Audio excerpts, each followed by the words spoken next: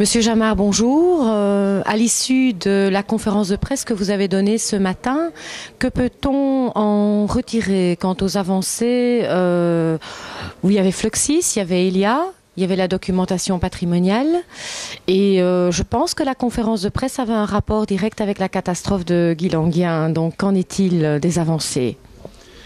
Eh bien, c'est vrai qu'après Guilanguien, je crois qu'il y a une grande sensibilisation qui a évidemment gagné tout le monde politique et administratif belge pour faire en sorte que tout cela n'arrive plus, bien évidemment.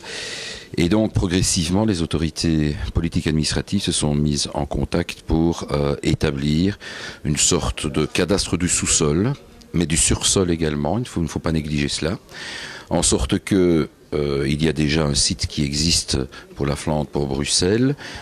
Pour la Wallonie, tout cela va aussi arriver progressivement. Mais en ce qui nous concerne plus particulièrement, au niveau des finances, ce qui est important, c'est que notre cadastre complètement numérisé, et je crois qu'en Belgique, nous sommes parmi les meilleurs mondiaux en la matière, il faut quand même le signaler de temps en temps, parmi ce cadastre complètement numérisé, eh bien, on trouve tous les arguments pour collaborer, non seulement avec les régions, mais aussi avec le secteur privé, les géomètres, les notaires, les agences immobilières, les experts immobiliers en tout genre, et aussi avec les communes, donc tous les niveaux de pouvoir, pour arriver à ce que l'on ait ce qu'on appelle le réseau des réseaux, un seul point de contact, un seul guichet, si je puis dire, pour que tous les entrepreneurs, toutes les administrations, toutes celles et ceux qui sont concernés par un travail puissent le faire en toute sécurité, aussi en toute rapidité et en toute efficacité. Donc, je crois que c'est là véritablement l'élément majeur, c'est que dès à présent, et en 2008 ce sera logiquement opérationnel,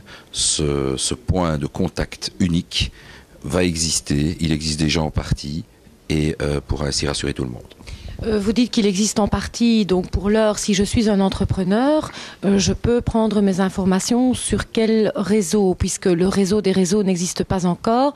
Donc il existe pour l'heure des points de contact, mais à quel niveau, en tant qu'entrepreneur, je peux m'adresser à qui pour savoir où se trouve telle et telle canalisation ou câble ? Je crois qu'il faut partir d'un événement concret et vécu tous les jours. Un entrepreneur commence dans une commune un chantier. Il a un permis d'urbanisme écrit qui lui enjoint certaines choses. Jusque-là, c'est toujours très facile quand c'est écrit. Il commence ses travaux, je l'ai vécu d'ailleurs en tant que bourgmestre aussi, il commence ses travaux, il se trouve près d'une ligne à haute tension enterrée. Eh bien, à ce moment-là, via le site CICC, donc c'est un site de point de contact au niveau des câbles en question, eh bien, il peut, avec l'administration communale ou sans, obtenir les informations voulues. Je crois que c'est quand même amélioré par rapport à la situation que l'on a connue en temps, et cela va encore une fois s'améliorer dans le futur. Il ne faut pas négliger non plus tout ce qui existe en sursol, que ce soit les pylônes. On est dans une époque qui connaît, et je m'en réjouis, l'avènement des éoliennes. Vous savez, il y a des ultra-légers motorisés qui fonctionnent, et c'est très bien aussi. Mais je pense que toute cette petite Belgique qui est à la fois en sursol et à la fois en sursol très équipée et très traversée par toutes sortes de conduits d'énergie, doit être rassurante. Et ma dernière réflexion est la suivante, c'est que nos enfants, nos petits-enfants vont au moins avoir en main un élément qui leur permettra de travailler aussi en toute sécurité, en pleine connaissance de cause. Donc je suppose que votre collaboration avec Fluxys et Elia, ce n'est qu'un début et que vous allez garder le contact pour mener à bien un ensemble d'échanges d'informations entre l'État fédéral et des entreprises d'utilité publique comme Fluxys et Elia. Y en a-t-il d'autres, ou quand vous parlez du secteur privé, vous vous rivez plutôt sur quel type d'entreprise ?